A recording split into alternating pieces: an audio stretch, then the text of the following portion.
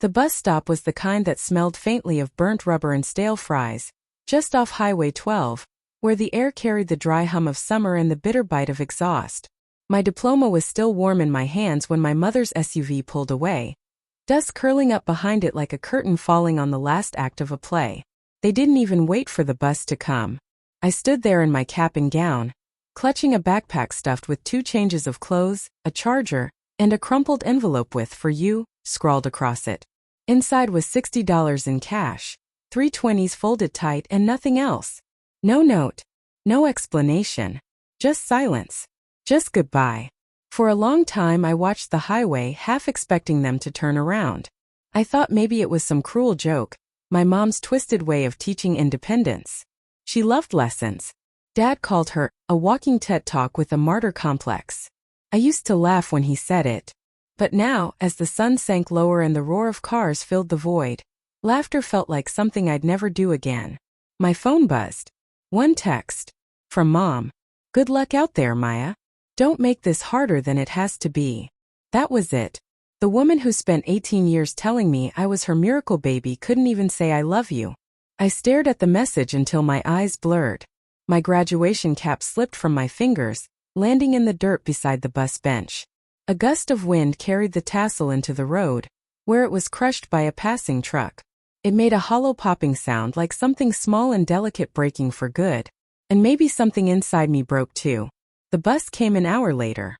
I climbed on, numb, choosing a window seat halfway down. The driver, a man with deep lines around his mouth, glanced at my gown but didn't ask. People rarely do when the truth is ugly enough to show itself. "Where to?" he asked, his voice low. "Anywhere," I whispered. He gave a slow nod and printed the cheapest fare. I handed over a 20, watching him slide it into the till like it was disappearing into another world. As the bus rumbled forward, I pressed my forehead against the glass and tried to understand what I'd done wrong. Was it the scholarship I turned down so I could stay close? Was it the argument with Dad about money last week? Or maybe it was just me.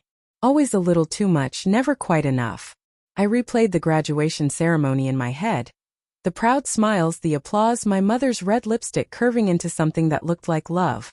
She'd hugged me so tightly afterward, whispering, "This is your moment, Maya." Then she pulled back, eyes wet. "We're proud of you." Then she handed me that envelope. And by the time I opened it, their taillights were already disappearing. The bus stopped in a small town 2 hours later. The sign read Hollow Creek. The kind of place where the gas station doubled as a diner and everyone knew everyone else's secrets. I got off because I didn't know where else to go. The air was thick with the smell of pine and rain. I walked until my feet ached, dragging the hem of my gown through puddles. Finally I found a cheap motel, Sunset Inn, its neon sign flickering like it was dying too. Inside, a woman behind the counter gave me a look that said, "You don't belong here." Maybe she was right. $42 a night, she said. I handed over 2 20s and a crumpled single. My voice cracked when I asked, "Can I stay just one night?" She slid the key across the counter. Room 6. End of the hall. The room smelled like bleach and cigarette smoke. The sheets were clean enough though, and when I sat on the bed, the mattress groaned beneath me, like it had carried too many lost souls before mine. I opened my phone. No new messages. Just one photo on my lock screen, me and my family at last year's Christmas dinner. Dad at the head of the table. Mom leaning on his shoulder. My little brother Ethan flashing a fake smile while I held up a plate of burnt cookies. We looked perfect. Like the kind of family that never leaves someone behind at a bus stop. But as I stared longer, I noticed something strange. Something I'd missed before. Mom's hand wasn't on Dad's shoulder. It was resting on the back of the chair next to him. On someone else's shoulder. Someone cropped out of the frame. The same person whose laugh I'd heard that night from the kitchen. The one Mom brushed off when I asked. "Just a friend from work," she'd said. "You wouldn't know him." A friend. Right. I zoomed in on the photo until the pixels blurred. It wasn't just a hand. There was a ring. A thick silver band with a small emerald stone. And I knew that ring. Because I'd seen it before. On my father's best friend, Mark. Mark had been like an uncle to me growing up. Always around. Always smiling. The kind of man who remembered your favorite ice cream flavor and gave you gas money when your parents said no.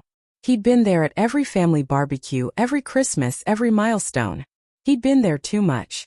I felt something icy crawl up my spine. I tried to push it away. Maybe it meant nothing. Maybe Mom's hand just happened to fall there. Maybe. But then I remembered something else. The way Dad looked at her at graduation. Or rather didn't. His smile was strained, his eyes hollow. He'd clapped when I got my diploma, but he hadn't said a word afterward. Not even goodbye. When I turned to hug him, he'd looked past me. Straight past me. Mom. And she looked afraid. That night I didn't sleep. I sat by the window watching rain streak across the glass, until dawn cracked open the sky in pale blue light. Somewhere between exhaustion and denial, I made a decision. I wasn't going to let their silence be the last thing I heard. If my family wanted to disappear, fine.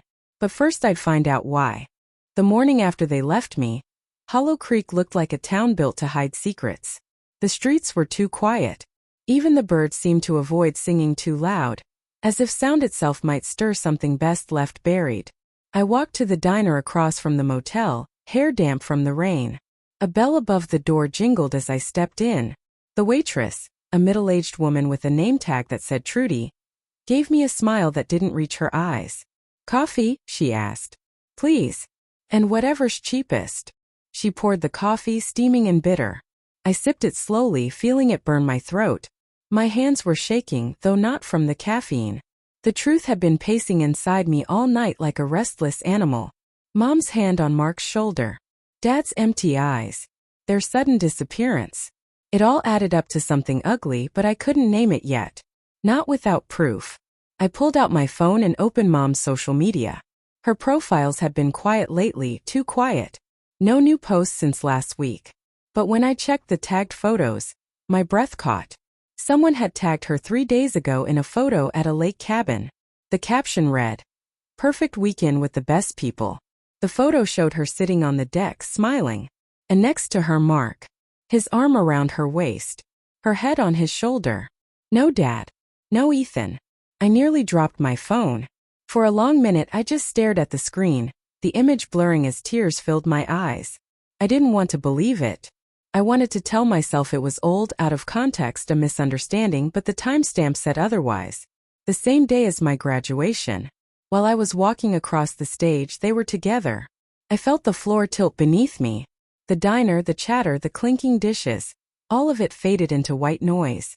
My heart hammered in my chest like it was trying to break out. I don't remember paying for the coffee.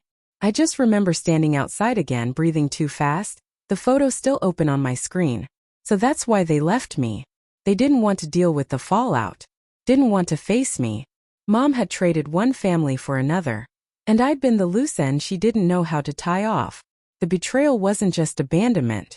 It was replacement. I went back to the motel, locked the door and opened my laptop. If I was going to find answers, I needed to dig deeper. I searched Mark's name next. His account was private, but his company's page wasn't. He owned a contracting business with several employees, and one recent post caught my attention. Excited to announce our new partnership with Johnson Realty for the Hollow Creek properties. My mother's maiden name was Johnson, and suddenly everything made sense. It wasn't love. It was leverage. My mother was a realtor, my father's partner in their small firm. Mark had money and contacts. Together they could expand the business, cut Dad out and start fresh. And me? I was a reminder of the life she wanted to erase. I scrolled through the comments, heart pounding, until I saw one from a user named Ethan__03, my brother's account. "Can't wait for the new house, Mom." House. Not apartment. Not project. House. So Ethan knew. He wasn't abandoned, he was in on it. Or at least part of it. I slammed the laptop shut, the sound echoing through the small room. It was too much. Too deliberate. Too cruel. They'd left me at a bus stop like I was disposable. But they built themselves a new life while pretending I didn't exist. For a while I sat there staring at the ceiling, every breath shallow. Anger burned behind my ribs like a furnace, but underneath it was something colder, something like disbelief. Why didn't Dad stop her? Where was he now? When I called his number, it rang twice before going to voicemail. His message was the same as always, calm, measured, the voice of a man who liked control. "Hey, you've reached Greg. Leave a message. I waited for the beep. Dad, it's me. I don't know what's going on, but Mom left me. I'm in Hollow Creek. Please call me. Please. My voice cracked on the last word. I hated that. I wanted to sound angry, not desperate. But when your world has been burned down by the people who built it, desperation is what's left. No callback came. Not that day. Not the next. That night, I wandered to the edge of town. Hollow Creek was bordered by forest on one side and farmland on the other. The lake from the photo wasn't far, 5 miles west, according to my phone. I thought about going there just to see. Just to prove it wasn't real. But the sky was already bruising to purple, and the air carried a chill that sank through my gown. So I waited until morning. I woke early, packed my bag, and started walking. The road curved through dense pines, the scent of wet earth filling the air. With every step, I replayed their words from graduation morning. How normal everything had seemed. Smile for the picture, Mom had said. Don't forget to thank the committee, Dad had added. We're proud of you, Ethan had muttered, without looking up from his phone. And then silence. They'd driven me to the bus stop under the guise of a surprise trip. Dad barely spoke the whole way. When we arrived, Mom handed me the envelope and said, "You'll understand someday." Then she hugged me too tightly and whispered, "Be strong, okay?" I thought she meant for life. I didn't know she meant for this. When I reached the lake, the air shifted. It was quiet except for the hum of insects and the soft ripple of water against the dock. The same dock from the photo. The cabin sat at the edge of the trees. New wood, fresh paint, an expensive kind of silence. And parked outside was a silver SUV. Mom's. My pulse quickened. I moved closer, heart thundering, hiding behind the trees. Through the window I saw her, wearing a white blouse and smiling, her hair damp like she'd just showered. She was talking to someone, laughing softly. Mark. He touched her cheek. She leaned into his hand. It was intimate, practiced, like this wasn't new. Like it had been going on for years. My breath caught in my throat. I wanted to scream, to throw a rock through the window, to ask her why. Why was I the one left behind? Why couldn't she have at least told me the truth? But before I could move, the door opened. Mark stepped out, phone in hand. "Yeah," he said into it, his tone casual. "She's fine. Just nervous. The divorce papers went through yesterday. We're starting clean." Divorce. The word hit me like a punch. So Dad knew. Or at least he knew now. I stumbled back, twigs snapping beneath my shoes. The noise made him turn, scanning the woods. My breath hitched. I ducked behind a tree, clutching my backpack. His gaze lingered for a moment, sharp and suspicious, before he shrugged and went back inside. I stayed there for what felt like hours, too stunned to cry, too angry to breathe. Divorce. Betrayal. Lies. It was all real. And yet, beneath the anger, something else began to take root. A dangerous, undeniable thought. If she could start over, maybe I could too. But first I needed closure. I needed to look her in the eye. That night, I returned to the cabin. I waited until the lights dimmed, until the soft murmur of voices turned to silence. Then I walked up to the door and knocked. 3 slow, deliberate knocks. It took a minute, but the light in the living room flicked on. The door creaked open, and there she was. Her hair messy from sleep, wearing a robe I recognized from home. For a heartbeat, she didn't move. Her eyes widened, disbelief spreading across her face like a shadow. "Maya," she whispered. "What? How did you?" "You left me," I said, my voice trembling. "At a bus stop." Tears gathered in her eyes. "Sweetheart, don't." My voice hardened. "Just tell me why." She hesitated, then sighed. "Because your father wanted it that way." For a second I couldn't process the words. "What?" "It was his idea," she said softly. "He said you were old enough to handle yourself. He didn't want you to come home that day." I stared at her, my heart pounding in my ears. Dad? The one who barely spoke to me, but still paid my tuition, still called me every Sunday? No. That didn't fit. It didn't make sense. "You're lying," I whispered.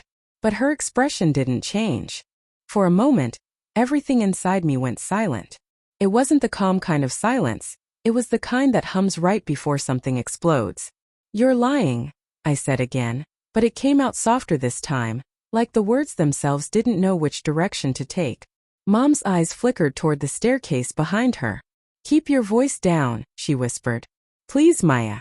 It's late. No, I said, pushing the door open. You don't get to ask me to be quiet. Not after. My words caught as I stepped inside.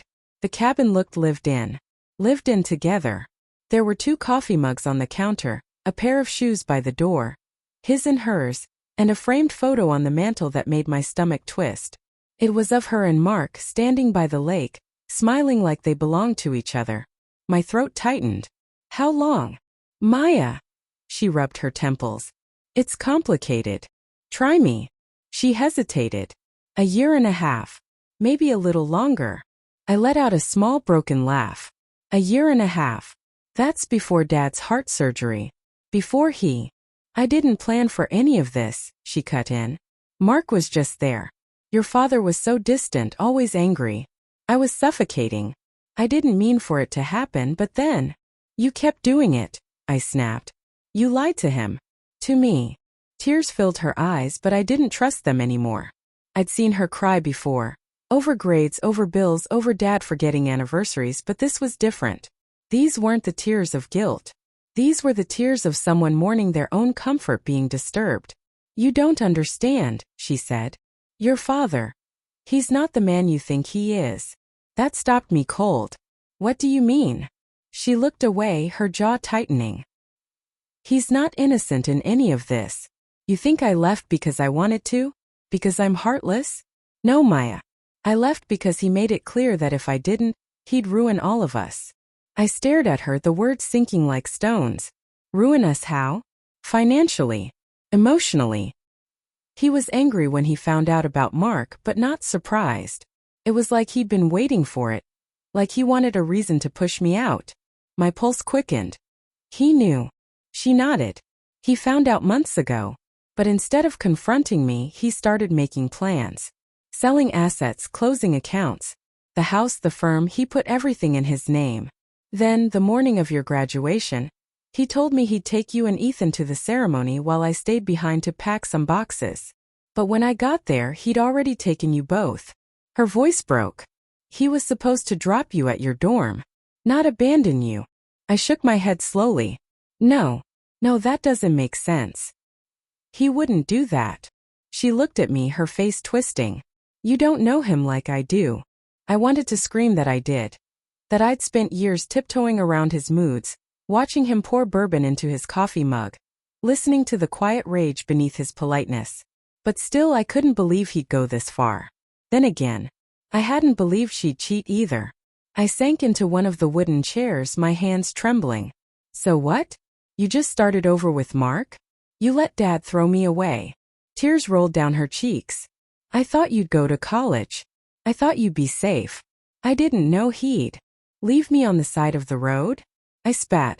You knew what kind of man he was, and you still left me there. Her lips parted, but she didn't speak. For a long moment, neither of us did. The silence stretched until it hurt. The only sound was the faint ticking of the clock on the wall, each second sharp enough to cut through bone. Then faintly I heard footsteps upstairs. Mom's eyes darted toward the ceiling. He's awake. Mark. My chest tightened. Good. Because I'm not done. Before she could stop me, I started up the stairs. The boards creaked under my weight, and at the top, I saw the faint glow of a light under a door. Pushed it open. Mark was sitting on the edge of the bed, shirtless, holding his phone. He looked up startled when he saw me. Maya. His voice was groggy. What the hell? You left me at a bus stop, I said, my voice shaking but steady. You and her. He ran a hand over his face. Jesus, look, you shouldn't be here. I deserve to know why. He sighed. It wasn't our choice. That's what she said. I shot back. But that's not good enough. He stood slowly, his tone softening. Maya, you're not a kid anymore. There are things you don't understand. Then explain them. I shouted. Explain how you could do that to me. He hesitated. Then he said something I wasn't ready for. Because your father told us to. My stomach dropped. What? He found out about us. Months ago. Threatened to destroy both of us legally, financially, even publicly. He said if I didn't walk away from your mother, he'd take you and Ethan and disappear. And if she ever came near you again, he'd make sure you paid for it. She begged him to reconsider. He wouldn't. That morning, he told me he'd take you to your dorm, and she let him because she thought you'd be safer away from both of us until the divorce settled. I stared at him, my heart pounding so hard it hurt. And you believed him? You thought dumping me in the middle of nowhere was safe. He closed his eyes. I didn't know he'd actually do it. He's not right, Maya. He's angry, controlling. Stop, I said, stepping back. You're both liars. Maya. No. My voice cracked. You broke our family, and now you're blaming him because it's easier than admitting what you did. He took a slow breath. You sound just like him. Something in me snapped. Good. Maybe that's why you all left me behind, because I remind you of what you did. I turned and ran down the stairs, my mother calling my name behind me, but I didn't stop. I pushed through the front door, the cold night air hitting my face like a slap. I didn't remember how long I walked, only that the forest seemed endless and the darkness felt alive. Every rustle made my pulse spike. When I finally reached the main road, my phone buzzed. A text. From Dad. Don't believe a word she says. Come home. 3 words in, my knees buckled. He knew I'd found her. I stood frozen on the roadside, staring at the message. Rain starting to fall again, soft, steady, relentless. For the first time, I realized that maybe neither of them had told me the truth. Maybe they'd both betrayed me, just in different languages. I was caught between 2 stories, 2 liars, and no way out. That night, back in the motel, I played both sides of the conversation over and over in my mind. Mom said Dad abandoned me to punish her. Dad said Mom was lying. Mark said both of them were dangerous. But one thing was certain. Someone had set me up. And if Dad wanted me to come home, maybe that's where the answers and the real betrayal were waiting. The road home looked different at night. The trees leaned inward like witnesses. The moonlight slid across the asphalt in silver ribbons that broke every few feet beneath the tires of the car I'd borrowed from a trucker who pitted me at the gas station. I hadn't told Mom I was leaving Hollow Creek. I hadn't replied to Dad's text either. But the truth was pulling me home. And I wasn't sure if it was courage or foolishness that made me follow it. The house appeared around the bend. The same white siding, the same porch light still burned out. Only one window glowed, Dad's study. I parked 2 houses down and walked the rest of the way. The grass was damp beneath my sneakers. The smell of cut wood and gasoline lingered in the air. When I reached the porch, my hand hesitated on the doorknob. The door was unlocked. Inside, everything looked staged. Too clean, too arranged, as though he'd scrubbed away every trace of the life we'd lived here. The picture frames on the wall were all turned face down. Dad! I called. A chair scraped upstairs. Then footsteps. Slow. Deliberate. He appeared at the top of the staircase, wearing his gray robe, the one Mom gave him on their 15th anniversary. His hair was grayer, his face thinner, but his eyes, those same calculating eyes that could freeze a room. Maya! He said my name like it was an accusation. You shouldn't be here.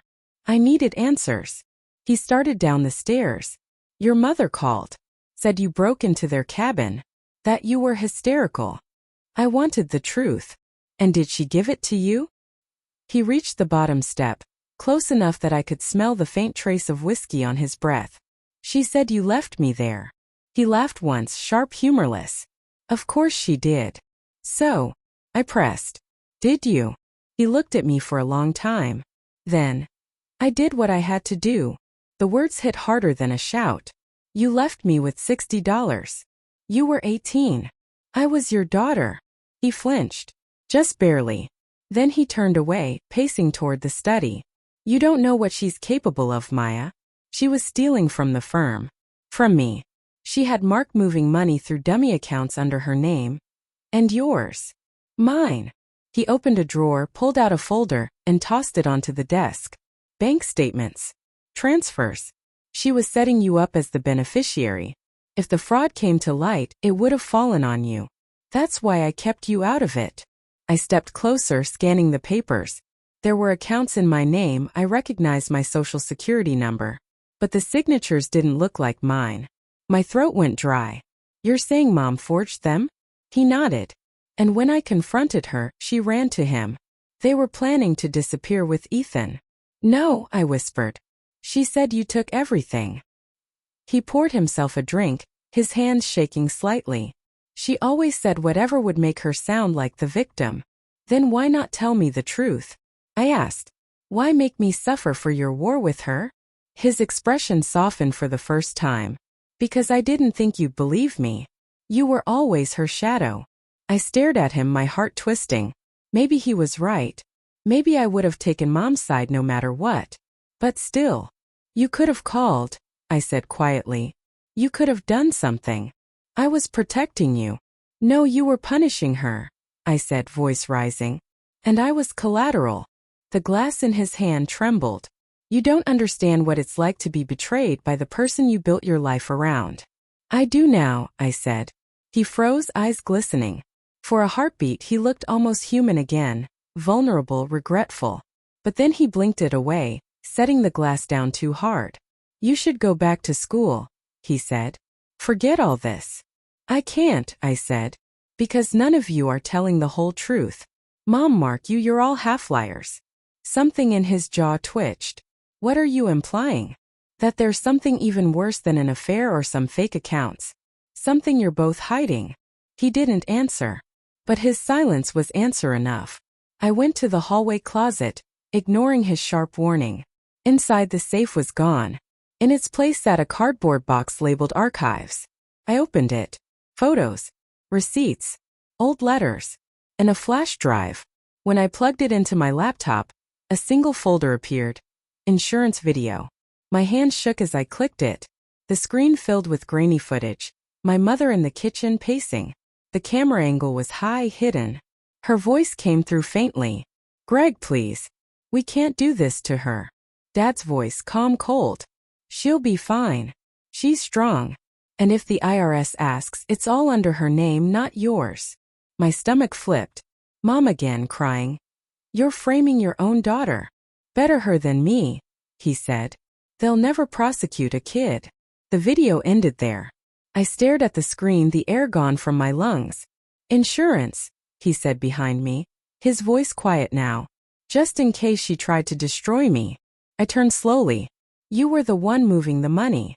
He didn't deny it. All at once, everything aligned. Mom's forged accounts, her running with Mark, the staged abandonment. She hadn't been lying to protect herself. She'd been running to save me. And he'd left me at that bus stop because I was his liability. Why? I whispered. Why would you do that to me? He exhaled through his nose. Because love makes people weak, Maya. And I couldn't afford weakness. I took a step back. He noticed. Don't look at me like that, he said, a tremor in his voice now. You think she's innocent? She knew about the transfers. She could have gone to the police. Instead, she ran to her lover. You both would have been fine if you just stayed quiet. Stayed quiet. My voice broke. You left me to starve. I left you free. He took another step toward me, hand outstretched like he wanted to touch my shoulder. I moved away, heart pounding. You can still come back, he said softly. You're my daughter. We can fix this. Something inside me, all the years of fear, confusion, desperate hope, finally burned out. No, I said. You lost me at that bus stop. I grabbed the flash drive back toward the door. He didn't follow. Maybe he couldn't. Maybe he knew the fight was over. Outside, the night smelled like rain and endings. I walked until the house disappeared behind the trees. My legs were trembling, but for the first time I wasn't afraid. I didn't know what came next, where I'd live, how I'd start over, but I knew one thing. Truth was heavier than betrayal, and I wasn't carrying their lies anymore. Epilogue. 6 months later, I sat in a small apartment overlooking a different city. My backpack still hung by the door, a reminder of the day everything fell apart, and the day I started building something new. The flash drive had been enough to open an investigation. My father was awaiting trial. My mother had reached out once, an email that said simply, I'm sorry. For everything. I didn't reply. Not yet. Maybe someday. Some nights I still dream of that bus stop, the sound of the engine fading, the dust rising, the echo of her voice saying, good luck out there. Back then it sounded like abandonment. Now it sounds like prophecy. Because out here, beyond them, beyond the lies, I finally learned what good luck really means. It means survival. It means freedom.